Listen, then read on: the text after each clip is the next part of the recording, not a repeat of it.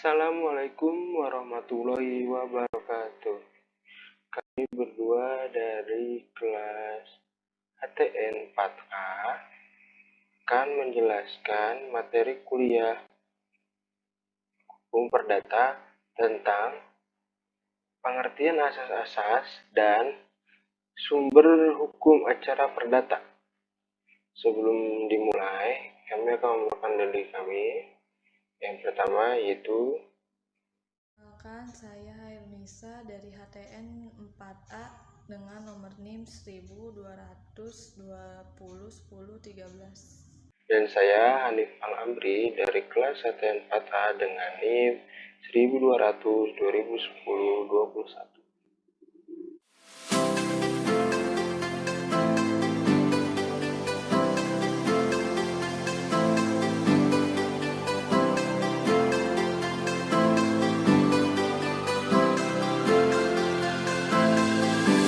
Sejarah hukum perdata.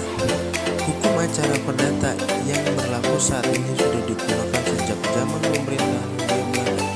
Sejarah hukum acara perdata ini didasari dengan resip dari Gubernur Jenderal Jacob Rousseau pada tanggal 5 Desember 1846 nomor 3 yang menugaskan Mr. H.L.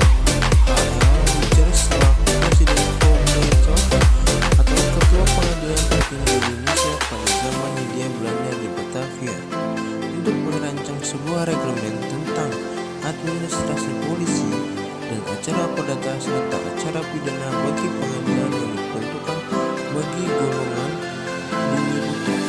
Setelah rancangan reglamen dan penjelasan rampung pada tanggal 6 Agustus 1847, rancangan tersebut disampaikan kepada Gubernur Jenderal Jacob Rousseau. Selanjutnya, Gubernur Jenderal mengajukan beberapa keberatan. Setelah dilakukan pembahasan baik isi maupun visual dan redaksinya sehingga dapat diterima oleh Gubernur Jenderal Jacob Rousseau, kemudian diumumkan dengan dipublikasi pada tanggal 5 April 1848 dan dinyatakan berlaku pada tanggal 1 Mei 1848 dengan sebutan yang lazim disingkat Lands Reglement atau IR. IR ini kemudian disahkan dan dikuatkan oleh pemerintah Belanda dengan firman raja pada tanggal 29 September 1849. Selama hampir 100 tahun semenjak berlakunya IR, ini telah mengalami beberapa kali perubahan dan penambahan yang disesuaikan dengan kebutuhan praktik keadilan. Perubahan dan penambahan yang paling mendalam dilakukan sejak tahun 1920 sampai tahun 1941, terutama menyangkut acara pidananya. Selanjutnya, perubahan tersebut diundangkan kembali dengan ini sebutan Inland Reglement IR diganti dengan sebutan Het Herzen Indonesia Reglement yang disingkat dengan IR.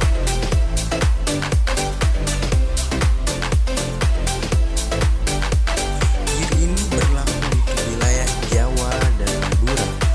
Untuk melengkapi hal tersebut, selanjutnya pada tahun 1927 Gubernur Jenderal Hindia Belanda mengumumkan sebuah reglamen hukum acara perdata untuk daerah seberang atau luar Jawa dan Madura dengan sebutan Reglement pour de Beauté-Western yang disingkat dengan RBG. RBG ini berisi ketentuan yang sudah ada dalam IR ditambah ketentuan hukum acara perdata yang telah ada dan berlaku di kalangan orang-orang luar Jawa dan Madura.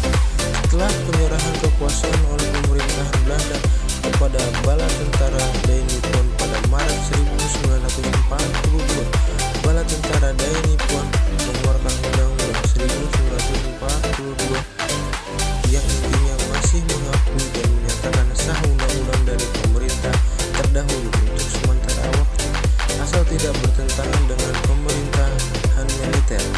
Setelah diproklamasi kemerdekaan Indonesia, IR dan RBG masih tetap berlaku sebagai peraturan hukum acara di muka pengadilan negeri untuk semua warga negara Indonesia. Hal ini didasarkan pada ketentuan Aturan peralihan pasal 2 dan 4 UUD RI tertanggal 18 Agustus 1945. Bismillahirrahmanirrahim. Di sini saya akan membacakan asas-asas hukum acara perdata.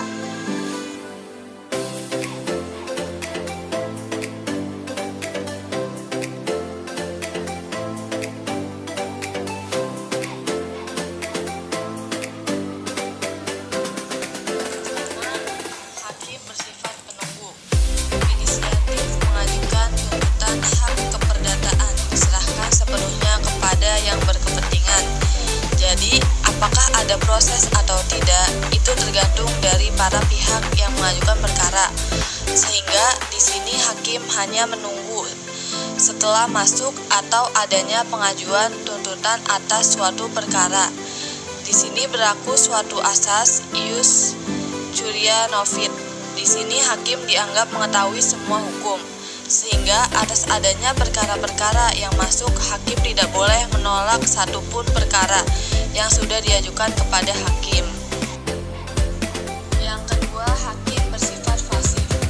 Ruang lingkup atau luas pokok sengketa yang diajukan kepada hakim untuk diperiksa pada asasnya ditentukan oleh para pihak yang berperkara, bukan oleh hakim.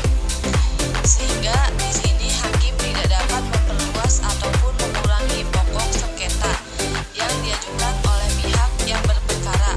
Sehingga pengertian pasif di sini berarti bukan hakim diam saja. Jadi hakim bersifat pasif ini tidak boleh menentukan luas daripada pokok sengketa.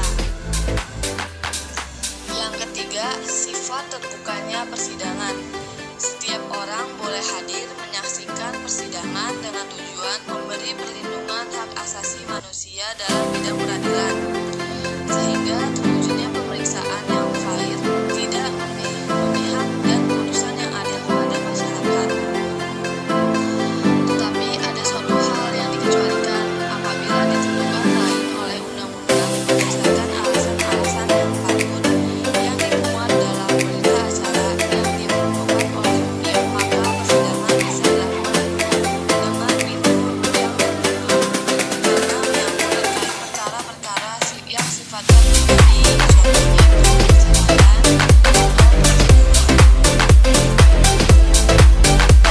keempat, mendengar kedua belah pihak. Kedua belah pihak yang berperkara dalam hukum acara perdata harus dilakukan sama dan tidak memihak.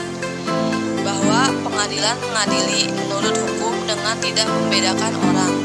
Demikian pula kedua belah pihak penggugat yang tergugat masing-masing diberikan kesempatan untuk mengemukakan pendapatnya.